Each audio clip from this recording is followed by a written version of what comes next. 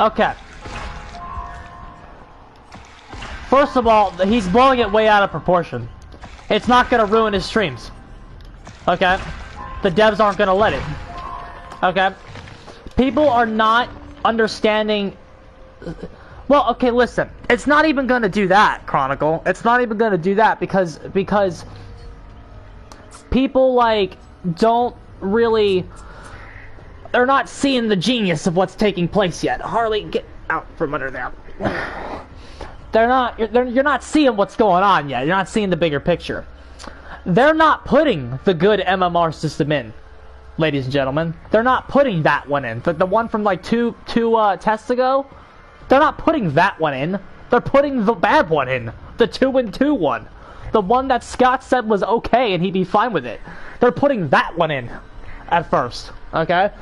What's the distinction there, okay? The distinction there is you can win. Like, what's gonna happen is, I'm telling you, especially if y'all are in my server, what's gonna happen is, these comp players, quotes, are gonna post their matches in my server, okay?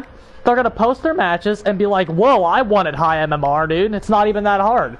Yeah, the bad system's in. The one that lets you exist. The one that lets you win. Because it's deliberately designed to be that way.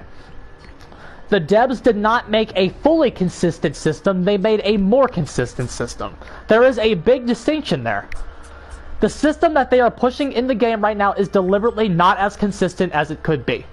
Okay? That's important for you to understand. It's deliberately not as consistent as it could be. Because again, 2 tests ago, they proved they were capable of releasing a fully consistent MMR system that puts you up against Swift after Swift after Swift after Swift. They've already proven that.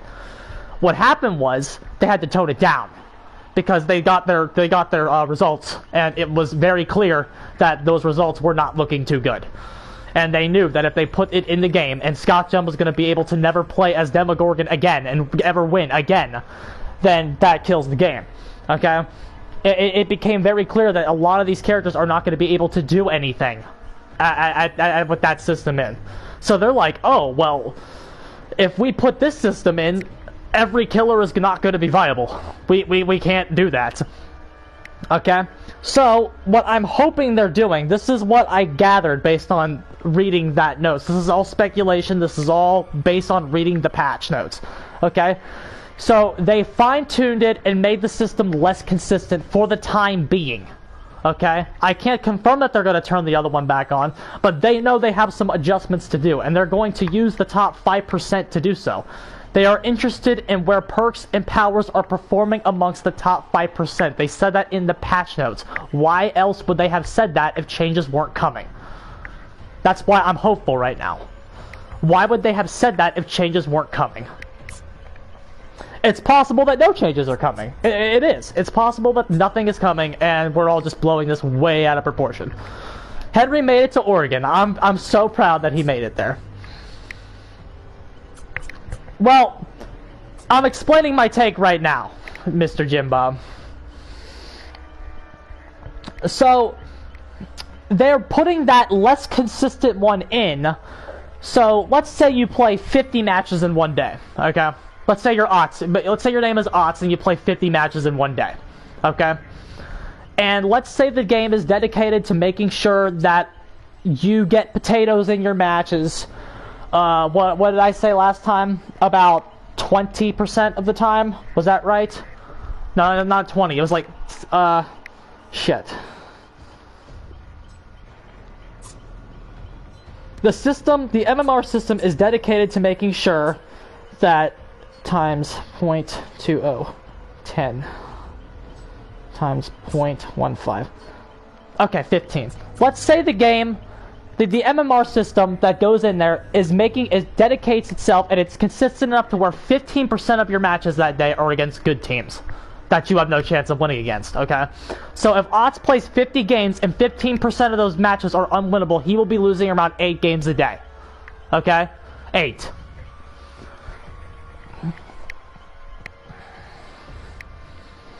Well, yes, but here's the thing. They tested 2 systems. Let me catch you up real fast. They tested 2 systems. One was really, really good, okay? One was really, really good and puts you against Swift after Swift after Swift after Swift. That would cause a killer apocalypse because killer would never be able to win. That's where the idea of killer apocalypse comes from. The devs are trying to skip that step. The MMR system that they're putting in is not nearly as bad as people are making it out to be. It's the 2-2 one, the one that's dedicated to making sure that the average MMR of the entire Survivor team is even with your killer ranking. Okay? Why is that distinction important? Because it lets you put two people that are like a little bit better than you and two people that are worse than you. So half the team is going to be worse than you. Okay? So that's two weak links for you to actually down. Those two people that are better than you aren't going to actually matter if they can't do the gens, because the other two are getting down so fucking fast. Do you understand my point here? And the horseshit one's being implemented, yes. But it's only more consistent than the ranking system, okay? They know that if they implement an actual good matchmaking system in Dead by Daylight, killer is dead. And they know that. Killer Apocalypse will kill the role if they put it in. So they know they can't do that. So they're putting a less consistent but functional system in the game. Okay? Does this make sense so far? They're putting a less consistent but functional system in the game that will maybe get you 8 out of 50 games where you're playing against Swift that can't beat you. That you can't beat them. 8 out of 50, okay? The devs will be able to like get enough high-level statistics and high-level data to actually formulate stats that mean something, because everybody is doing that. So if Ox plays 50 games in one day and can't win 8 of them, True's playing 50 games in one day and can't win 8 of them, Scoot is playing 50 games in one day and can't win 8 of them, these numbers are going to add up really fast. Okay, especially since everybody is doing it. The individual experience of killer is not destroyed because you are only losing 15% of your matches. So, if you can take a few losses, you'll be fine and your experience won't be killed. Okay?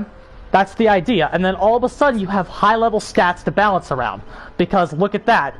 Everybody's high MMR gameplay has now come together in a pool to formulate relevant high-level data. But will that mean nerfs for add-ons, items, or what? We don't know what it'll mean. Hopefully nerfs to the maps. Once they get high-level stats and they see, well, that's weird. Ghost Space isn't viable. That's weird. But look at that. Nobody is viable. Then they can go, and then I said this yesterday, the very first thing they should do is nerf Nurse and Spirit. That's the very first thing they should do.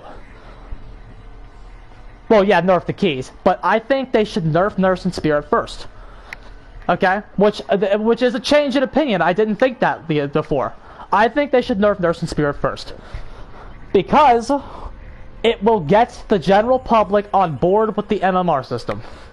If you use the MMR system to say Spirit is overperforming in the top ranks of players, in the top 5% of the player base, what does that do to the perception of MMR among survivors? Spirit is overperforming in the top percent. I hope the first change is a Spirit nerf. Nurse is not in a good spot. Nurse gets unfair treatment and unfair bias and unfair favoritism because she has a high skill cap. What she's doing is still bullshit. And can't stay if you want to balance the game around 115 keystones. Around actual 115 mechanics. You have, like, even if you respect the people that play Nurse, the character needs to be sacked in order to get good balance. If you balance the game for 115, Nurse is absolutely OP. And she can't stay either. So, those... The Blight's BS too. What would I do to nerf her? I would kind of make her like Geisha. She throws an orb of light out, kind of like Pinhead. She throws an orb of instead of teleporting, and then she can teleport to it. That's what I would do to her. She gets 3 orbs of light. Each has like a 20-second cooldown after you throw it out, and she can teleport to that orb of light. And then she comes out, and then the rest of it's normal. She can attack coming out of it. Then she gets a fatigue afterward. She make her 110. And that's a basic summary of her power. She throws out an orb of light, and then you press the power button to transport yourself and blink to that orb of light. You can use it for transporting and 20 seconds. It's just a spitball. 16 seconds maybe, because you would have 3 of them, so you could throw 3 out at once and then maybe hit somebody. But then you would be on cooldown for like a minute. But I think that would be a very good starting point to get you somewhere with her.